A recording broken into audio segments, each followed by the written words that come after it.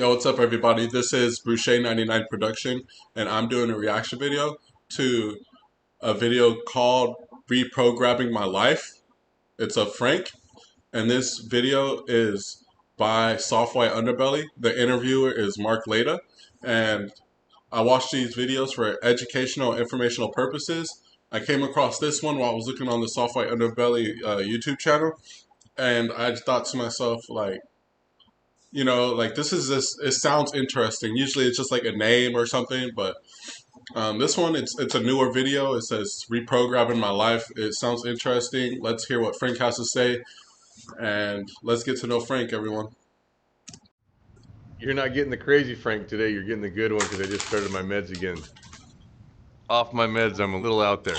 When did you first start taking? When I was a kid.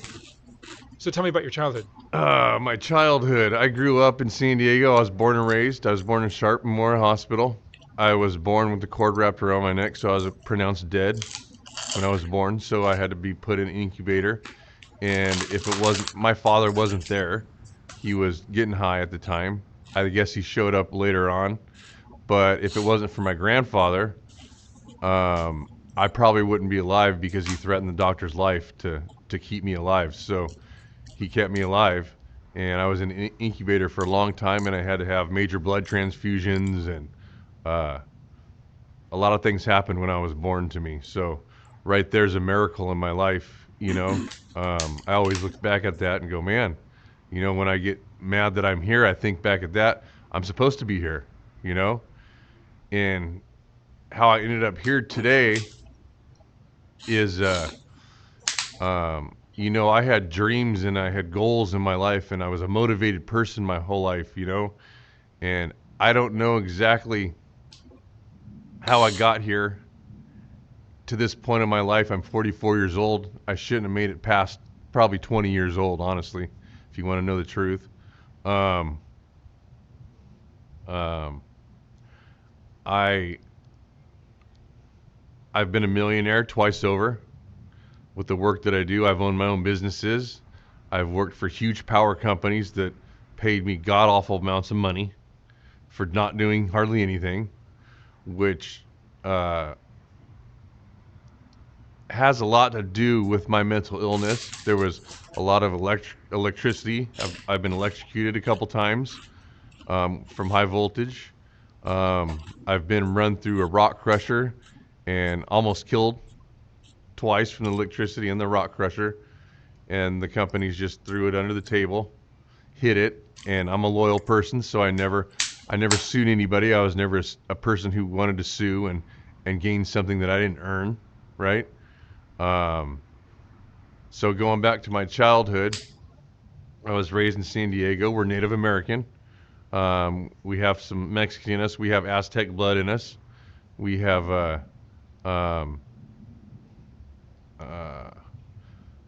a lot of family members, a lot of friends that are from deep down in Mexico. We are Kumeyaay natives, but our family was kicked out of the Kumeyaay Mission Indian tribe, so the Yaqui Mission Indians picked us up from Arizona, New Mexico, and Texas. So they recognized us as Yaqui because we were kicked out of the Kumeyaay for political purposes and reasons, probably for money, I would imagine, right? So how I grew up is, I remember being 3 years old, riding on an airplane up to Sacramento. My grandparents and my uncle worked for a company called The Company. One thing I find interesting is that from the beginning, he said that supposedly, I mean, I believe him. It's just I say supposedly is because he was born and there was cords around his neck, and I guess usually I'm not sure, but that means that you most likely won't survive, and that's just interesting to know because I've heard of someone that said, oh, they died when they were a baby, and then they came back to life. and then they have like a death certificate, and then they also have a birth certificate. So I always find that interesting because that's like kind of, I mean, it is a miracle, like he said, and um, so far Frank seems like a nice guy. He seems like, you know, like well spoken. Even though he say he's on meds right now, he's like he's chilling. You know, like he sounds like, you know, a good guy. He said he's been a millionaire twice. That's awesome. Honestly, like I got a lot to learn from you, and you know, let's get to know Frank some more. So, which was always weird to me. And when they didn't have work, when I was 4 or 5 years old, my grandpa would put me in the garage. They have a huge shop, and he'd have me sand cars down, old 54s, 56s, 57 Chevys, bunch of gangster cars, bunch of Plymouths, everything you could think of. So I learned how to work on cars at a young age, you know, and um, at a young age, my grandfather was pretty much the one that was raising me, and he would take me to work with him a lot. So I learned how to do a lot of different trades. I learned how to do asphalt, concrete, grading, paving, everything you could think of. I learned at a very young age.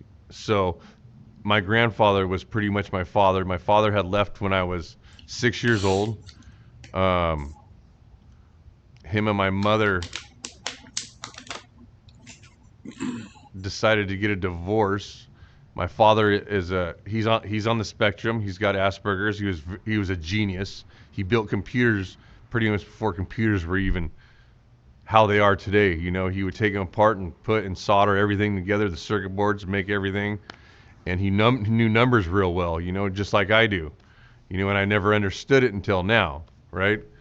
Um, but what I remember as a child is um, I remember being around my father and watching him do drugs with his friends. I'd watch him smoke weed. I'd watch him do coke. I'd watch him drink. Every picture you see of me as a child, someone's holding me with a Budweiser, smoking a cigarette or a joint. You know, um, I remember him and my mother playing tug of war with me a few times. The one would grab my right arm and left arm and pull me, and it was pretty abusive, you know.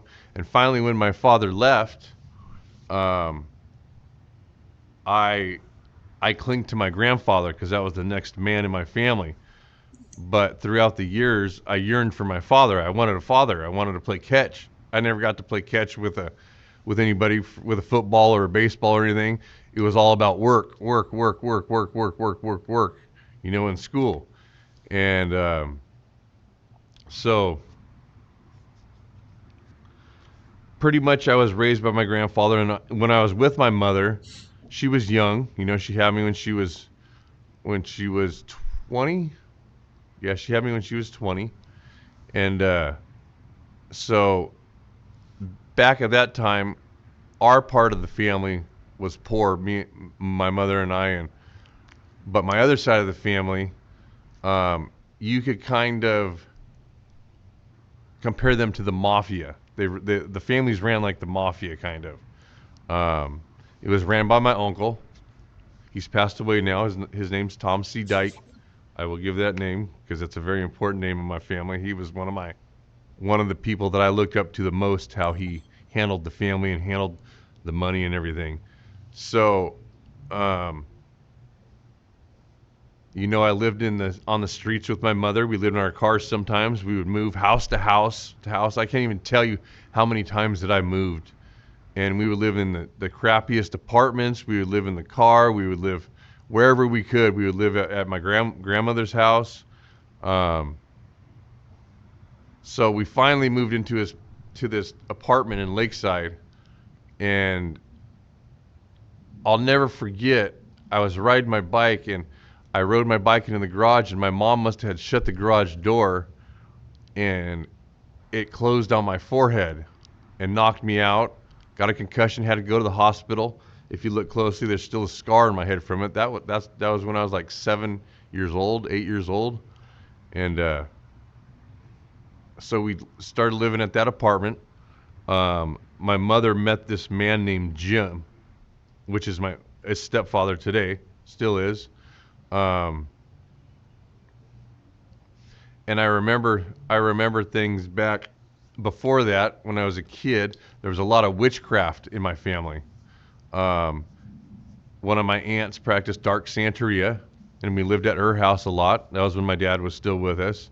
So I saw a lot of things. I saw a lot of weird things that are is hard to explain.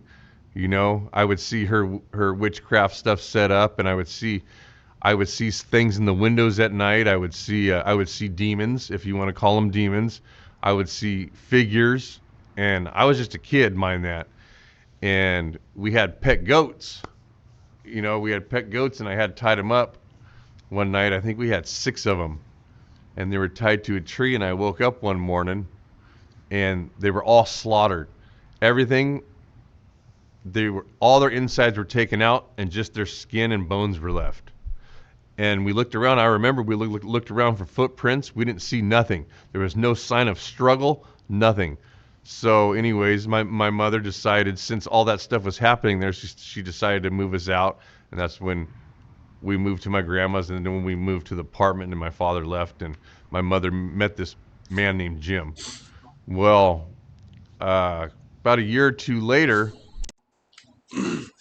That's something I just have to bring up.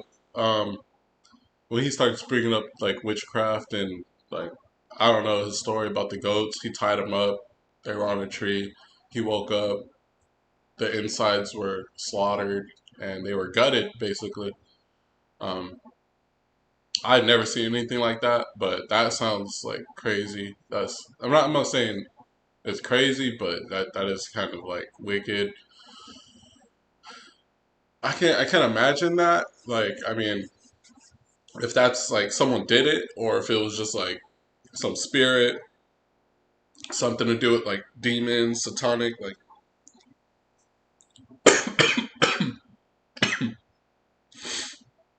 I couldn't tell you. Um, all I can say is that I mean, if you have any stories about that stuff and you want to share it in the comments, feel free. I mean, I'd love to hear some stories just to see like I don't really research that type of stuff, but if you want to like help me open my eyes and be like, hey man, this is real, like this happened to me. I mean, feel free because you know um, I never came across anything like that. But I mean, that sounds very scary. my stepfather goes into the 7-Eleven and gets a quick pick, and he gets it 1 minute before they cut off the time for the lottery, right? And they won the lottery. He won the lottery. He won $5.6 million in the lottery. So I go from living in cars to living in Logan Heights in the barrio, and you know, at everybody's house, couch surfing with my mom and this and that, to all of a sudden we have a nice house. We have nice cars. And that went on till about uh, I was 14 years old. He said, I think he said his grandpa, or yeah, like his grandpa or either the stepdad. I wasn't sure exactly, I'm gonna be honest, but they went in a minute before the lottery cuts off, like until you can't run your numbers at the store or whatever, and it ended up winning the lottery. Just one quick pick. And I used to work at like the 7-Eleven, and like I'm telling you, there are so much factors in that. Like so many people go inside, just run the same numbers every single time, and get like 20 quick picks. I mean, what are the odds that just he goes in there and grabs one quick pick and then wins the lottery? I mean, this guy has lived like an interesting life, and I mean, it's always good getting to know people because you start seeing things differently, and it's like their story. He's a good storyteller, and it's interesting listening to Frank so far because like he's from San Diego, and San Diego, um, it's a diverse and there's all different types of I would say social class, but um, it's a very nice area. So you would never expect like certain things to happen in certain places, but they happen everywhere. And But in the meantime, I had gone to a junior high school, and my 8th grade year, at the beginning of my 8th grade year, I got on the bus, and I remember this Hispanic kid getting on the bus, and he had flashed a gun to me. And I said, that's weird. Why would this kid be flashing a gun to me? So we get to school that day, and I had to go to the bathroom. I was in my math class, and I remember my teacher, Mrs. Viavata. I raised my hand. I said, could I please use the restroom? And she said, yeah, go to the restroom. I went to the restroom, and I'm taking a pee in the urinal, and I noticed someone walked in, and I saw the reflection of that kid that flashed me the gun in the bus come in the bathroom, and I saw him pull out the gun. So I just started to act like I'm peeing. As soon as he got up close to me, I turned around and grabbed the gun out of his hand and pistol whipped him with it and knocked him out on the ground and got on top of him and started to beat him. And of course, the principal walks in. So it looks like I had the gun and I was beating this guy. We ended up both getting expelled, but they both ended up finding out the truth. And to this day, no one knows why that this guy brought a gun to kill me with, right? So in junior high, now we have a little bit of money. My mother and stepfather have money. I started dating this girl. I dated a Playboy model. I can't say her name. She was, I think, centerfold for April of '99, I think, or '98. Her first name is Julia. That's all I'll say. And I dated a girl named Rose. And I think that he was mad at me because I was dating a Hispanic woman. I have no idea what his deal was. But that point changed my life, I think, forever. The first time I smoked weed is I went to a party at the beginning of the 8th grade year, right before that had happened. And I grew up with a lot of known people. I grew up with a guy that drives the number 48 NASCAR. I'm sure you know who that is. His brother was one of my best friends, and he's the one that gave me my first joint. And I remember what shirt he has on. He was wearing a Metallica. He was wearing a Metallica Kill 'Em All shirt. I'll never forget it to this day. I remember his face, handed me the joint, and I took a hit. And you know what? After that joint, that was about it for drugs for a while. I ended up getting expelled from school. My mother got me a homeschool teacher, and my homeschool teacher was he was a guitar instructor. So we really didn't do any school. I didn't learn how to play guitar. He taught me music. He taught me how to read music. He taught me how, my favorite band back then was Guns N' Roses, Pennywise, and NWA. So I had rock, I had punk rock, and some rap. So he ended up teaching me the blues, and I loved it. It took a lot of the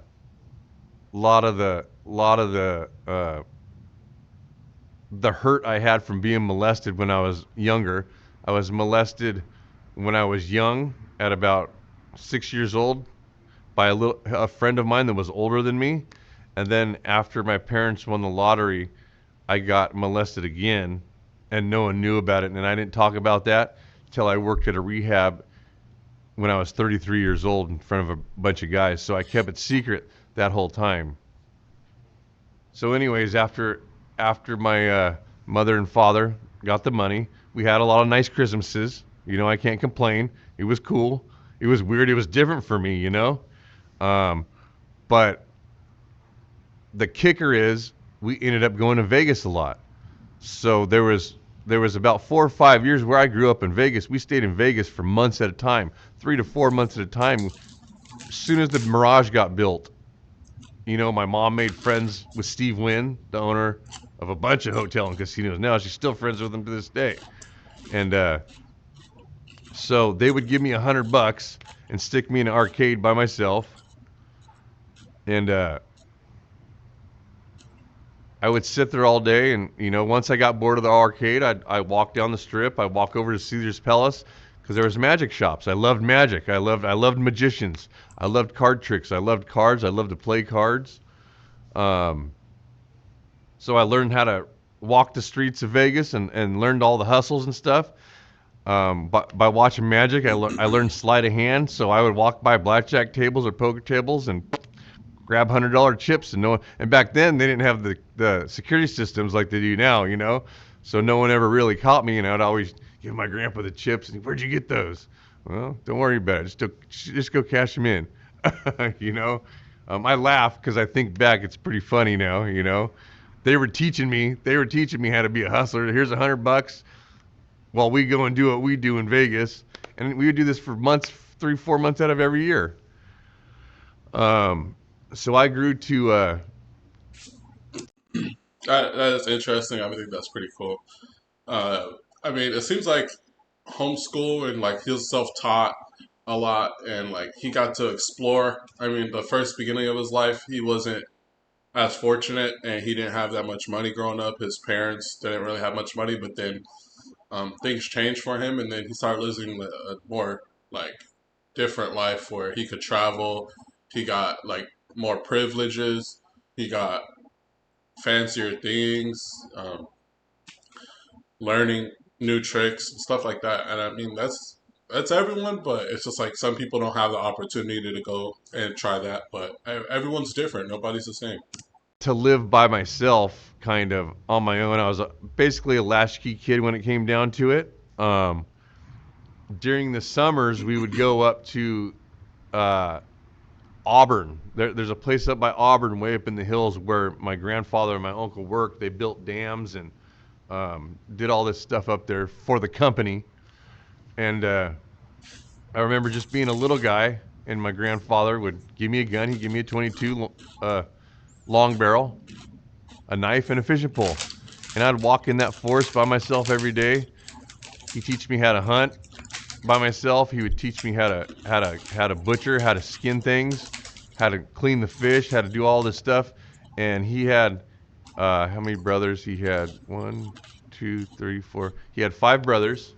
The one brother was a butcher, so they taught me at a young age how to butcher cattle, how to butcher pigs, how to make our own meat.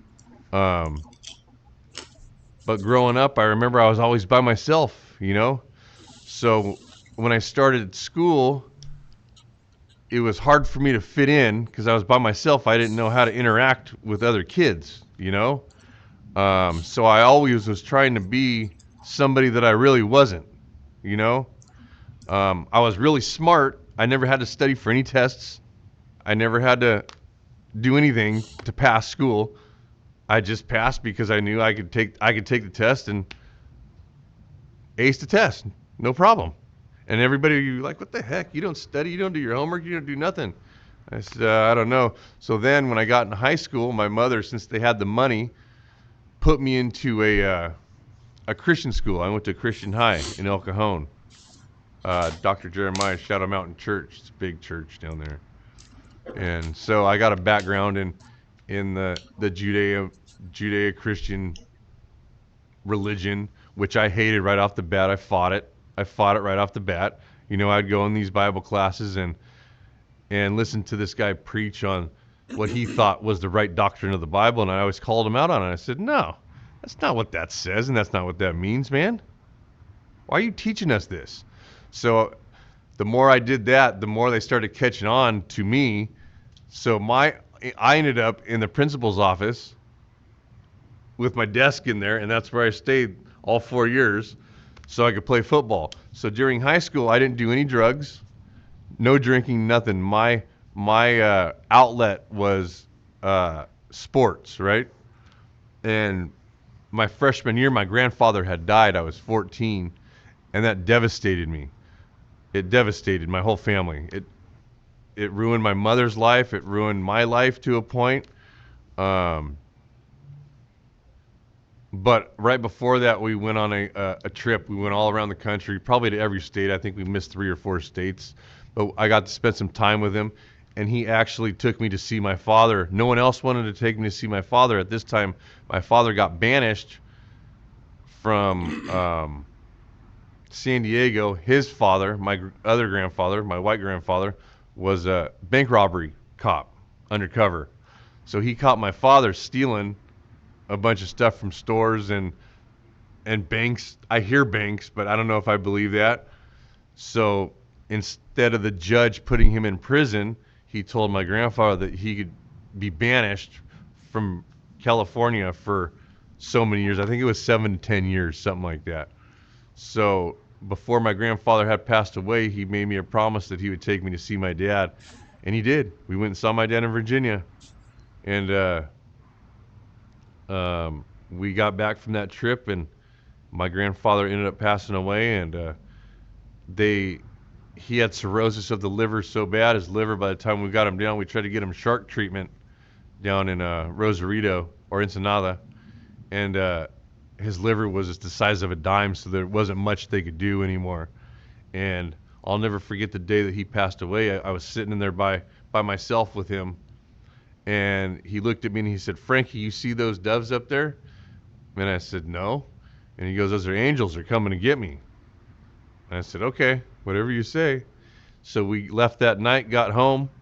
I hear a scream about, I think it was 2 o'clock in the morning, and it was my mother screaming. I ran in there and she goes, Grandpa passed away. And I remember just my whole world sink, you know? That was my whole world. That was who I looked at as a dad. That's who I looked at. It taught me how to be a man, right? Um,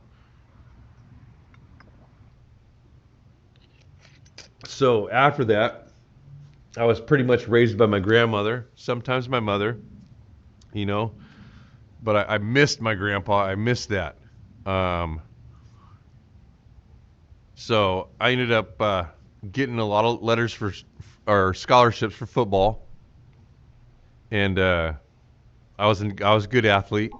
I was wide receiver and a free safety, and I turned those down because I knew how to work. You know, I knew how to make money, and I already had a job. I was making, I think, 1,500 to 1,700 bucks a week at 17 years old. So why do I need to go to college? you know, I was already hustling. I knew how to hustle. You know, I knew how to hustle. I was raised a hustler. My mother was a hustler. You know, um, so what I ended up doing was I went and signed up for the SEALs, for the Navy SEALs, with a couple of friends, and I ended up backing out. And those same two friends are Navy SEALs today, and I still talk to one of them. And I always think, man, I should have done that. But you know what? Coulda, woulda, shoulda. I'm right here because I'm supposed to be right here. You know. So it's about that time when I started partying. I think I was 17 and a half. I graduated early because I was young. I graduated with honors, so I could have went to any college I wanted to, but I chose to work. So all that cash I was getting, I was so young, I was making so much money. I was the one that had the half kilo of Coke. I was the one that had whatever you wanted. Let's have fun. Let's go to the desert. Let's go to the river. Let's party. So we started partying and drinking, and you know what? My mom, at this time, I was just starting to move out of my mother's house. They built a huge mansion from the lottery money. And let me backtrack a little bit. My mother opened a jewelry store, helped a lot of our family, bought them some houses, bought them cars, opened a business, the jewelry store, so she could help the family that needed work. So they started working for her. That ended up being a wash. It ended up closing down a few years later. Um, so during football, back in high school, I broke my leg, which I started doing opiates. They gave me pills. I didn't know it at this time, but I started getting addicted to that stuff. And my mother even told me, she goes, Frank, you're going to have a long road in life. You're going to battle addiction like your father did.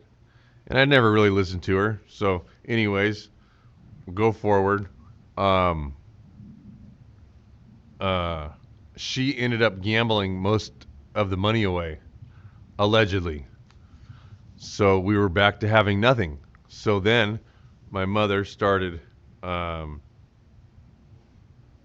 I don't want to incriminate my mother because she's still in the system, but she did some things to me and my wife at the time. Now I'm married. Me and my wife at the time, she borrowed some money and never gave it back, which kind of ruined my marriage. Um, and she did some things where she got caught some years later and got put in prison for it. She just got out, and I don't blame her for that. She kept food on the table for my half sisters. All right, I don't call them my half sisters; they're my sisters. She had to do what she had to do. But on the other hand, now I was caught up in heroin. I was All right, so I haven't said anything for a while. Like I was listening because I mean he has like a good story. Like he's a lot of detail. Well, I would say a lot of information, but in a short span of time. And I would say something that stuck out to me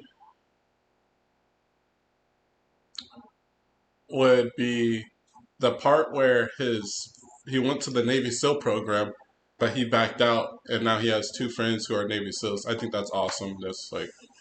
I think that's pretty cool. I don't know why. I mean, if I could be a Navy SEAL, I would try. Maybe I don't know. Um, Another thing was him making $1,500 to $1,700 a week as like a 17-year old, 16, 17-year old. I mean, that doesn't even sound real. Like if I look back when I was 16, 17, like I was like, I thought $20 a week was like a lot because like I wasn't paying bills or nothing. I was just like doing sports in high school, trying to graduate, like worried about like girlfriends and this and that. But um, yeah, I think that stands out a little bit. Um, he got into drugs later on in his life, like as a teenager. So he was kind of well off. I mean, he wasn't born into money, but I mean, it seems like from the story that he's telling that like he kind of had like ups and downs throughout his life where he was like privileged, had fortune, and then he just not anymore. He kind of seen like how his addiction started. He said he broke his leg, he got on opioids, and like you know stuff happens like that. So I mean, there's a lot of stuff that you can relate to. Um, I just want to say thank you, Mark Leda, for this interview as well. Um, it's kind of like hard to pick and choose which one to watch. Like if I could watch all of them, like I probably could. But I mean, I like reacting to them and like letting people watch them with me and give their opinions and stuff as well. So um, yeah, I mean, it means a lot to get to know different people, and a lot of these interviews they kind of like hit you emotionally, and you learn a lot, educational, informational. So you learn like different things in life that different paths people go on, and you never knew things like that even existed. So let's get back into this. I was doing crystal meth. I did meth since I started doing meth at 17, 18 years old. Um, and I did it for up until last year, you know? The heroin and the Oxycontins only lasted till about 2012. Um, I've had long-term sobriety. I've had 7 years. Um, I went and learned about the addiction and understood that my addiction, the drugs and alcohol weren't the problem. That was the solution to my problem. You know, I took a lot of psychology classes. I took a lot of classes to get my KDAC so I could be a counselor and rehabs. And I did. I worked at a couple rehabs. Um, but then my mental illness started getting predominant and I started noticing it. So finally, my second wife took me in and they diagnosed me with paranoid schizophrenia. They diagnosed me with bipolar disorder. They said you're on the spectrum. They said they didn't know what I had. They said I probably have Asperger's because I'm very good with numbers. I can see numbers and tell you what they are. Um, but in the meantime, Something about that, the paranoid schizophrenic, the Asperger's, and uh, uh, uh, bipolar disorder. Dang, that kind of hit me right there because um, the way he explained it, like someone else explained it to me the same way. Like he said, "Oh, yeah, I see numbers, and like he's on like the spectrum," and like I know someone, and they're like, they told me the same thing, but like they were like, "Yeah, like back then, like I used to see numbers, and like I didn't know what they mean," and they were like, and I used to tell people, and then they used to be like, "Hey, like you might be like schizophrenic," and just a story, and like I was like, man, like I don't know. Like for some reason, like that sounds the same as like the person that was I was speaking to. It just like now I'm starting to believe that like oh they weren't lying. Like that actually happens, and um, yeah, it's just that stuff is real. So I just want to say like if you're going through any of this, and that's real, and I hope you go to the counselors and you self meditate and you're taking the right healthy foods or whatever makes you feel better, going outside, uh, traveling, putting the ease on your mind. I mean, I just hope those things don't overcome you and make you who you are, and that you still have like a sense of like being normal and being level. And I just hope you're happy, honestly. That's all I can really ask for is everyone's safe and happy and taking care of themselves and their families, stuff like that. So We grew up with a lot of Hell's Angels, a lot of Peckerwoods. We grew. They were kind of like our family. They were always around. So the second rehab that I went to, the first one I went to was just for alcoholism. The second one was for heroin addiction, and my mother took me there to a place to eat for my birthday, and then she was going to take me to rehab. So I went in the bathroom to take a pee, and a patched angel grabs me and goes, "Frank." He hugs me, holds me. I'll never forget it. Held me as tight as he could. He goes, "Frank, stay alive, man. Stay alive." And I didn't understand it. And I came out of the bathroom. I said, "Mom, did you set that up?" And she just looked at me and smiled. And that didn't happen once. It happened 3 times. Now they were upset at me for using heroin because they knew heroin was going to kill me, right? Um, they didn't say much about the meth, but ultimately what the meth did was kicked off the uh, the diseases I already had, and it turned. I hate to pause it right here, but one thing I want to like just say is, or something I want to point out is, it seems like he has a good relationship with his mom. Um, yeah, that just seems like something that's important because a lot of people when they get older, they're like, no, like I don't care about my mom and this and that, and, just like or just don't have contact with them. And it seems like his mom really loved him and he appreciated her for that, and he loves her back, and they have a good relationship. Just from that's from what I'm getting. I mean, who knows? But actually, he just said that she borrowed some money from him and she went to prison because she got involved. I don't know, something that she ended up getting criminal charges, but it's the fact that I feel like earlier on in his life to where he was like growing up, I feel like that's how it was. He had like a good relationship with his mom. He probably still does. He probably still loves her, still cares about her, and it seems genuine. So Paranoid schizophrenia, right? I'm sure you hear a lot of those stories. Um, um, so it's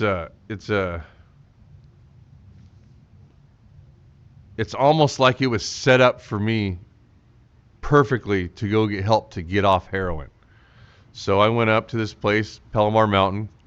After I've been to rehab many times and many detoxes, I've been to rehab 19 times in my life.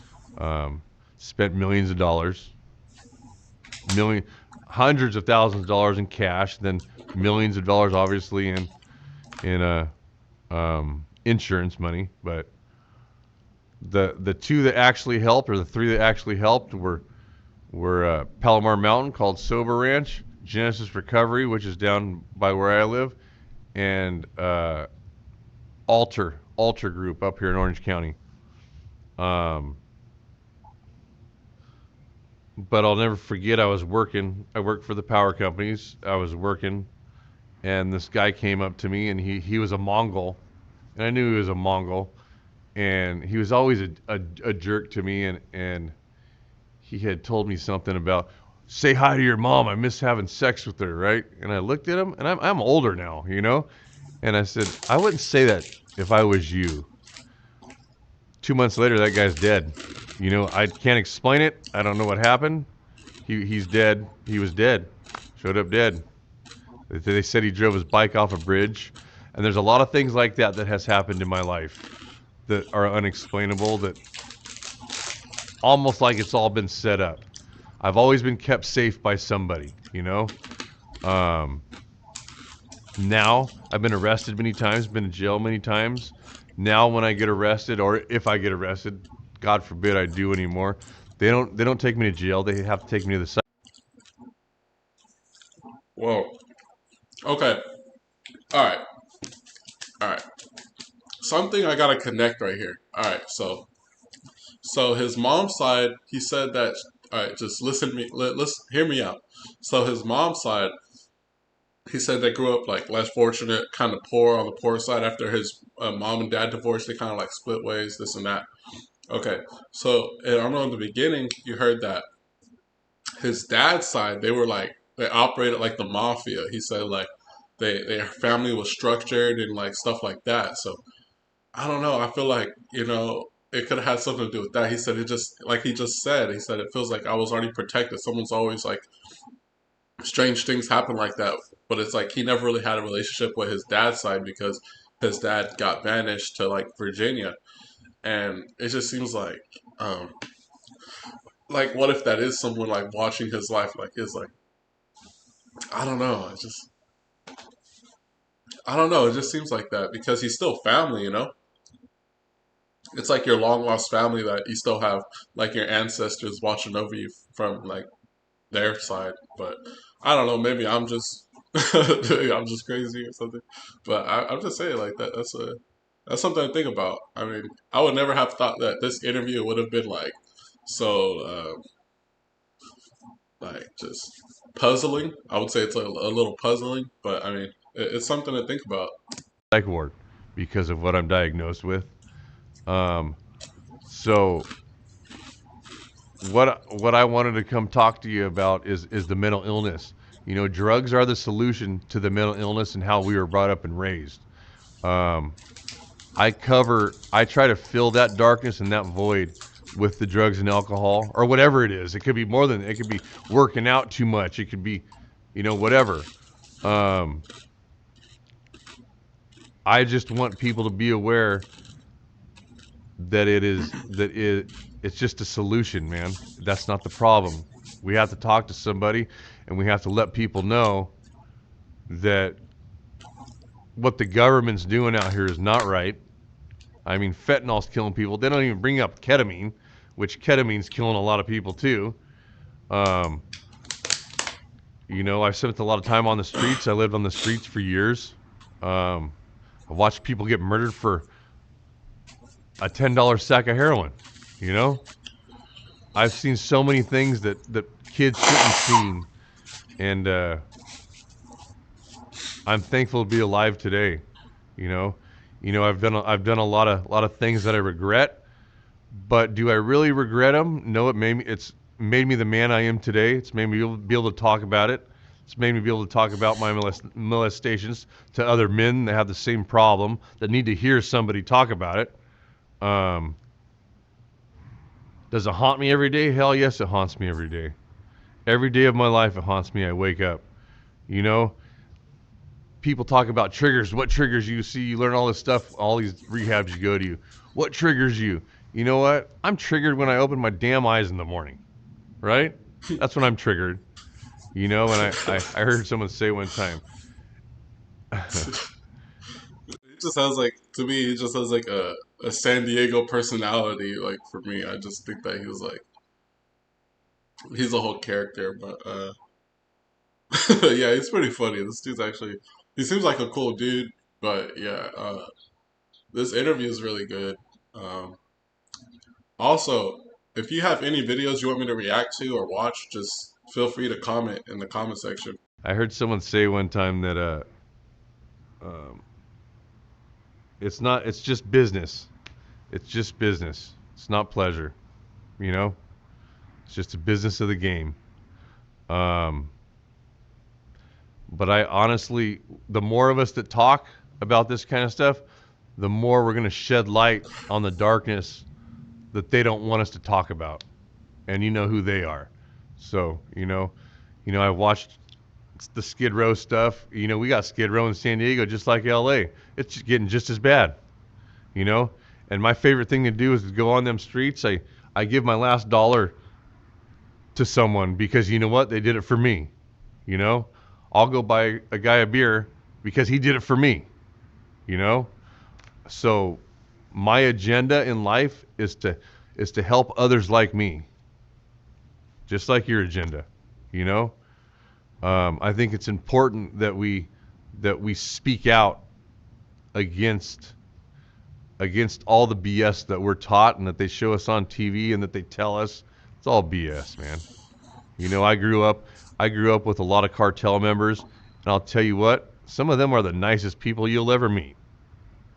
Honest to God, some Hell's Angels are the nicest people you'll ever meet in your life, and they help so many people that no one ever gives them the benefit of the doubt because the stigma surrounding them, right?